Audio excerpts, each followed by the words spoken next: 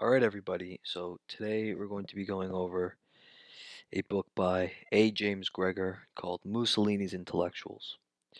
Basically, this book goes into kind of the history regarding fascist ideology, um, and sort of well, I guess the name of the book kind of speaks for itself, the intellectual influences on the Italian fascist regime that was present from, I believe, 1922 to 1945, so about 23 years. So, Gregor here starts off the book by talking about how fascism is accused of being an ideology which embraces irrationality um, and a disdain for intellectualism. Many Marxists and the like have described fascism as capitalism in decay, as they assert fascism to be a violent force, utilized by capital to defend itself in times of a crisis. Fascism after the Second World War dissolved into a broad term that really just meant any authoritarianism that wasn't explicitly progressive or found itself in opposition to progressivism. Fascism also became associated with any extremism and terrorism ranging from skinhead gangs to Islamic terrorism. Now, this is not true when both fascists and National Socialists distinguish themselves from one another. There is a difference in those two ideologies, even though they do share similarities. Fascist ideology is also said to be meaningless and devoid of any ideas, and this creates a problem because this means we don't have an actual way to identify what it is not fascist ideology. So we kind of, if you were to proclaim this, you kind of shoot yourself in the foot epistemologically speaking because you have no way to identify what is fascistic and what is not. Many also say fascism is a product of modern capitalism because fascism exists in capitalist nations. However, even the communist Antonio Gramsci notes that the nation in which fascism arose, Italy, wasn't even fully capitalist at the time. Marxists had circular reasoning when it came to fascism. Their logic was that any ideology that is not Marxism is illogical. Because fascism is not Marxism, it is illogical and has no meaning. Marxism is logical because it is Marxism, and its justification for the it's basically its own justification is itself, which is circular and invalid reasoning. Now, another interesting point is while these communists will claim that fascism is really just capitalism or a variant of capitalism because it arises in capitalist countries, even if that were true, um, the same would have to be the case for communism or socialism. Uh, as a matter of fact, socialism didn't really take place in capitalist economies. It actually took place in very primitive and agrarian economies, such as China and Russia, which at the time Italy was kind of similar to Russia and China in the sense that they were heavily agrarian. Now, yes, they had more industry and they were more advanced in those countries, technologically speaking, but compared to their Western sort of neighbors, they were a lot less advanced, a lot less industrialized. Scholars have tried to argue that fascism was irrational because it was not successful in many of its attempts. Its ideology didn't work out properly when installed. However, if this is the standard we are using for judgment of an ideology's consistency, then Bolshevism should be the first among equals. As Lenin had assumed that the socialist state was implemented, it would wither away into a communist civilization devoid of a state, when in reality the state centralized in Russia more than ever seen before. More violence was used there than in fascist states as well. Fascism had plenty of intellectuals who influenced it directly and indirectly, such as George Sorel, Giovanni Gentile, Robert Michels, Henry de Man, etc. The Marxist claim is that fascism is a tool used by capitalism in a time of crisis to help itself survive any revolutionary movement against it. Therefore, according to the Marxist, fascism is a reactionary force of a capitalistic nature, a force utilized by capitalist states to quell Marxist revolutionary uprising. However, this claim is ahistorical, as fascism arose not in a capitalist state like we just mentioned, that was in a period of economic decay, but rather in a state that was just starting to become fully capitalist and mass industrialized. So fascism can't be used by the decaying capitalist system, as the system didn't even fully exist uh, in the context where fascism arose. In Germany, the NSDAP was not supported at all by large companies. It was seen as a radical threat to capitalist power. As a matter of fact, Hitler was often accused of being a communist by the establishment conservatives at the time. Fascism's goal was from the start to industrialize Italy and modernize it. They also had an internal division of more traditionalist and futurist types. Italy's fascism was goal oriented toward militarization and industrialization. It was an extremely pragmatic and rationalistic regime. Prior to World War I, Mussolini was the head of the Italian Socialist Party, and in this group he fostered around himself many Marxist intellectuals. These intellectuals can be understood as heretical Marxists, so to speak, who didn't believe in a proletarian revolution but a retrograde form of top down socialistic revolution. The Italian economy prior to fascism was very agrarian based, and after the First World War it was somewhat industrialized a little more. However, it still suffered from economic crises, which fascism was a solution to get basically fascism was a solution to get the industrial ball rolling, so to speak. From here, this fostered the preconditions for a fascist revolution. The Russian Revolution is quite similar in that Russia was minimally industrialized and very agrarian.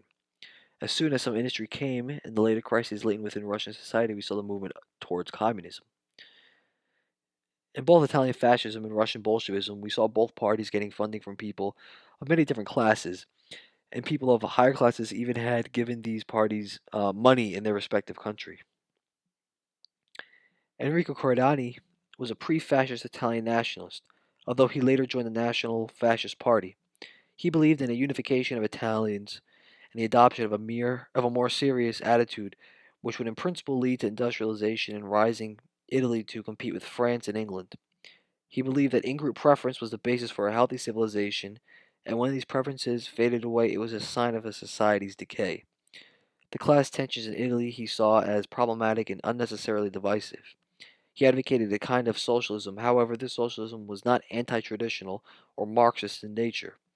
It sought to create a state that would care for his people and defend its interests and elevate them. He also argued that a proletarian revolution wouldn't do much for Italy, as while they might create a proletarian nation, they will still be subject to foreign capitalistic oppression. He advocated an elite to bring the classes forward in Italy instead of a workers' elite, and rather an aristocratic elite would elevate the workers. Very similar to fascist corporatism here. Now remember, this is really pre-fascist sort of the pre-fascist era. This is just kind of the beginnings of it. He wanted to unite not only the interests of capital and labor, but also all the interests of labor and its various industries, very similar to guild socialism. His nationalism was predicated on being anti-democratic, anti-parliamentary, collectivistic, and expansionist economically.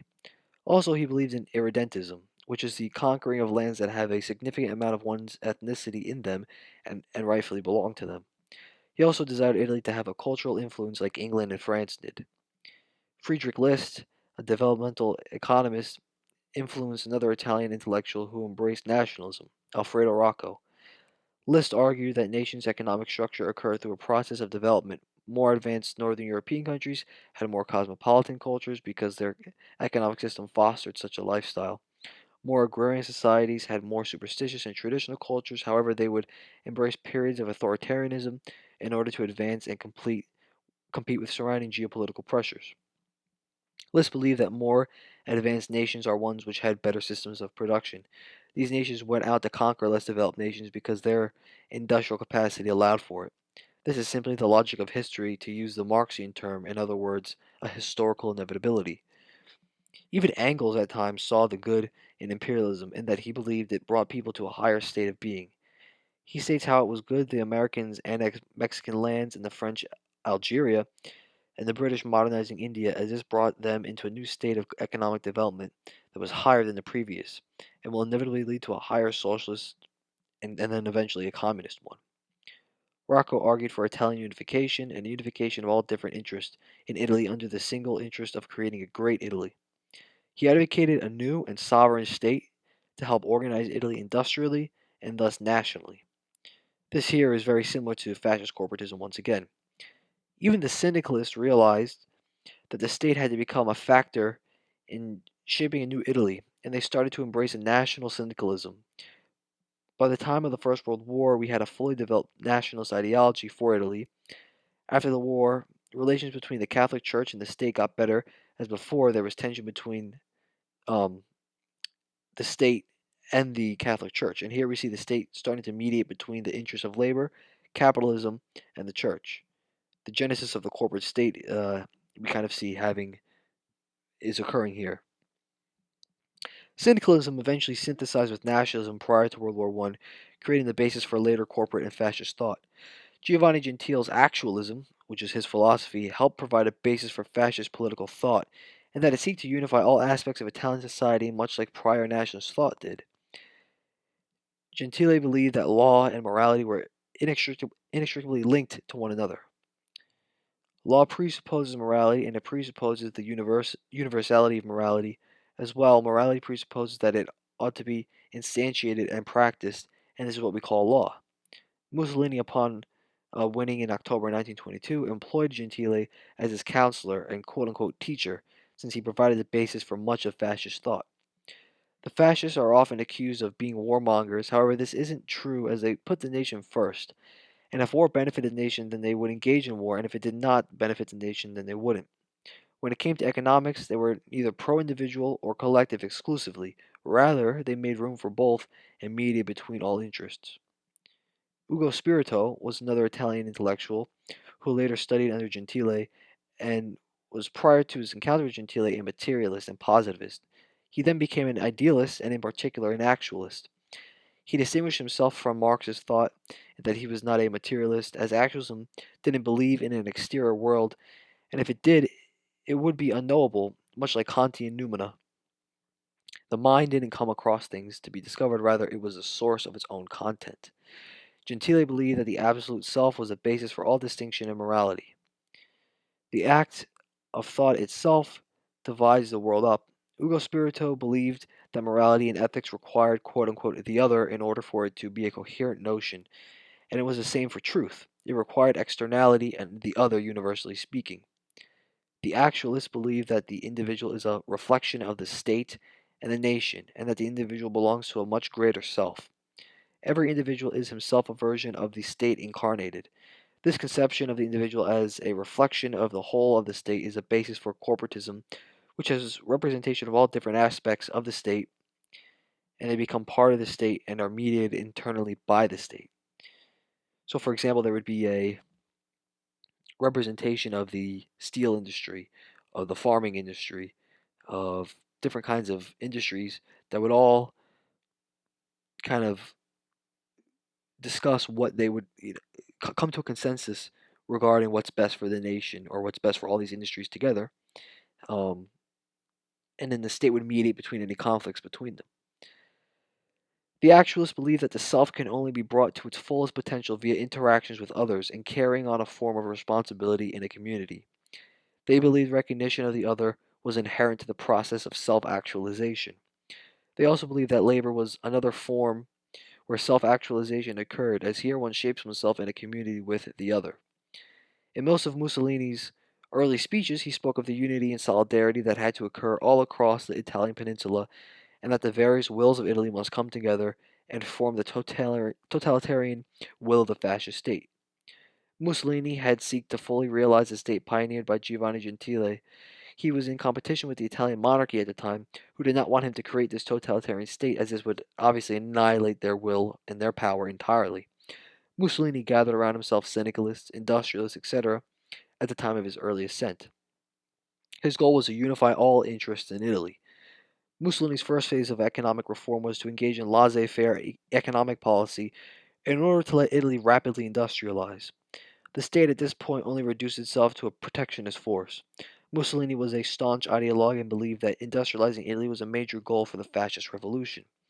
He chose a more liberal economic approach at first as he saw the failures of the Bolshevik Revolution in its 1922 economic collapse. He was a close observer of Bolshevism and wanted to learn from its mistakes. The syndicalist Corradani, argued that Italy was still in its pre-industrial phase, so it needed to engage in a form of mass industrialization to create a liberal society and proletarian majority in order to have a basis of a real nationalistic socialism. This is actually a very similar concept to the notion posited by the economist Joseph Schumpeter that socialism is indeed the natural process of capitalism, but it can't come to be by a violent revolution. It can only come to be socialism developing from the state to discipline society and organize labor better. It'll be a natural process realized by an elite, not the proletarian themselves. In a way, Mussolini was sort of an accelerationist, creating a liberal state of affairs in order to create the basis for a socialistic regime, because you need that liberal state of affairs first in order to transform all the way into that socialist regime. In 1927, the fascist labor charter was realized to all Italians, explaining the fascist conception of Italy as a unified organism and the state as a totalitarian entity that reflects the people and the people reflect the state. Mussolini was sure to maintain here that the collective interest was superior to the individual, and that the individual shouldn't be seen as different from the collective. Ugo Spirito provided a philosophical justification for the corporate state. It goes as follows: the individual is not an atomized entity. An individual can't be understood unless it is to be understood as linked to the community which it comes from and which it operates within. Due to this, the individual is a reflection of the community and thus all the distinct subcommunities within it: the state, religion, nation, historic, artistic, etc. The individual is only understood as it interacts with these forces of life and can actualize itself only in these communities. So, in essence, these communities define the development of the individual and its path of being refined over the course of his life. This argument is very similar to the Aristotelian argument that the form of the community precedes the individual which it draws its substance from. The actual ontology of the individual is no different than the one seen in the pre modern era by the Greeks.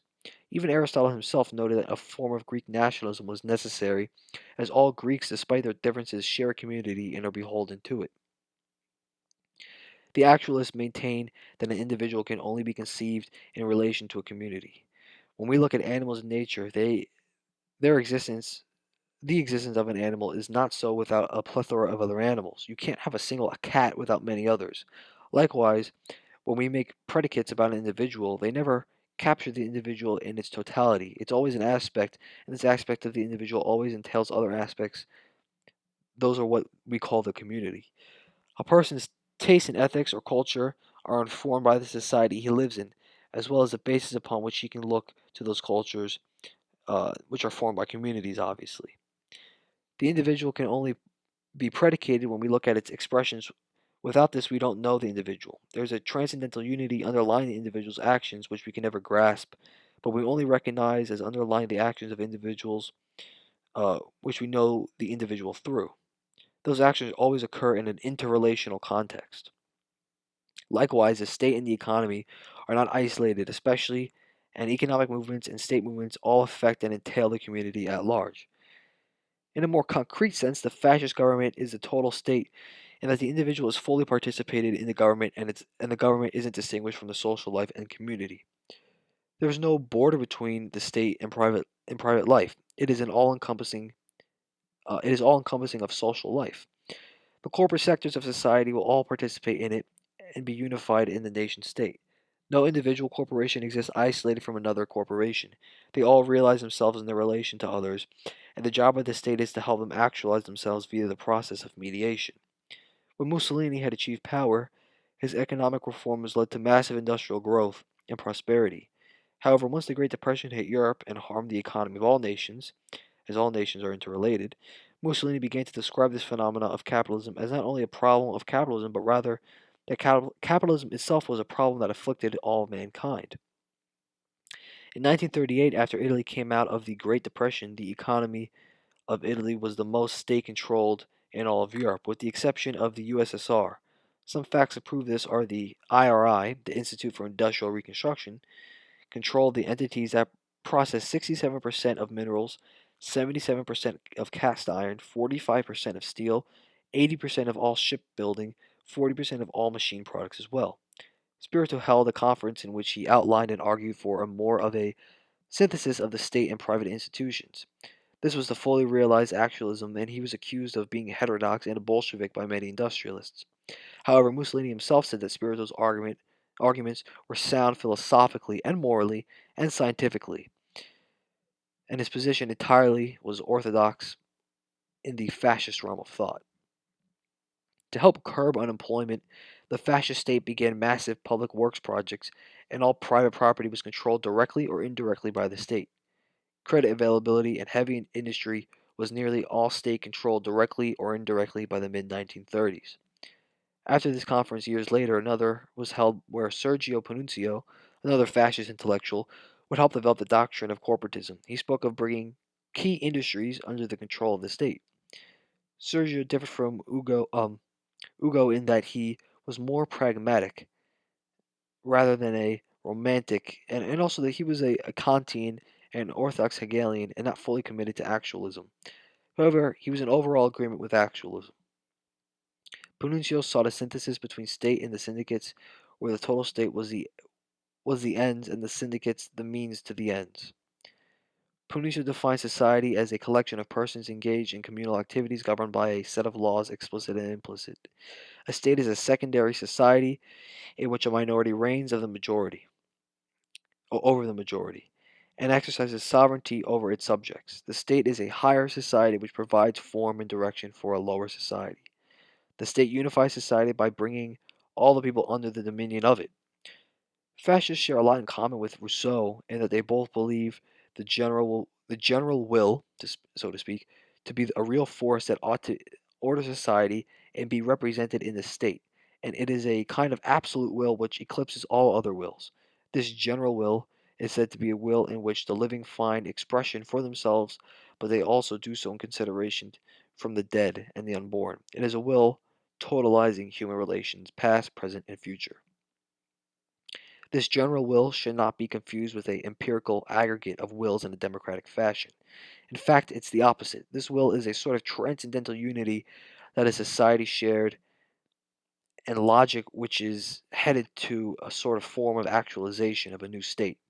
The individual can only be understood or actualized in relation to a community as it doesn't exist without one.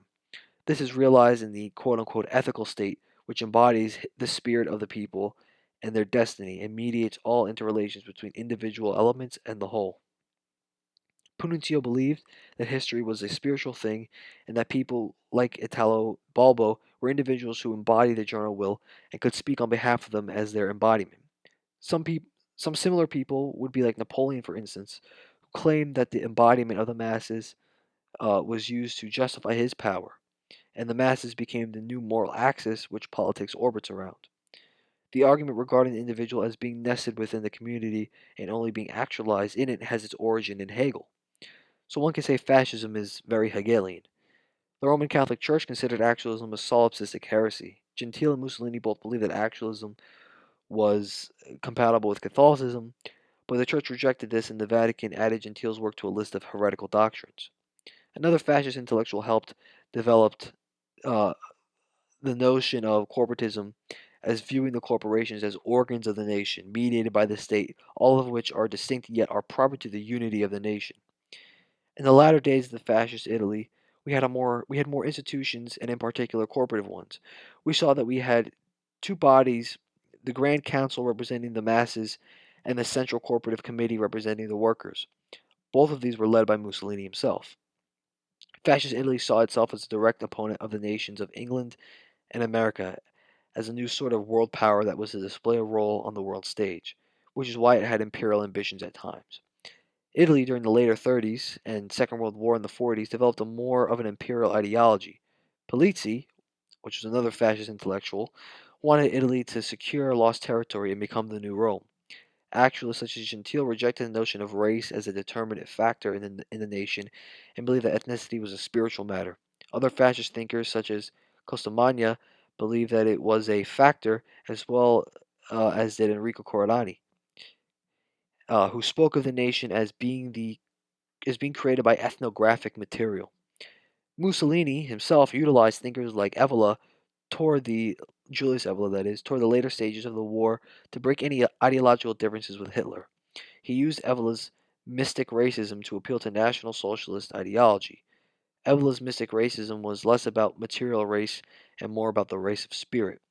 They also released the fascist doctrine of racism, which spoke of an Italian race and people but stayed away from claims of superiority. unlike Evola, who placed superiority in the Aryan peoples who embody the Aryan spirit.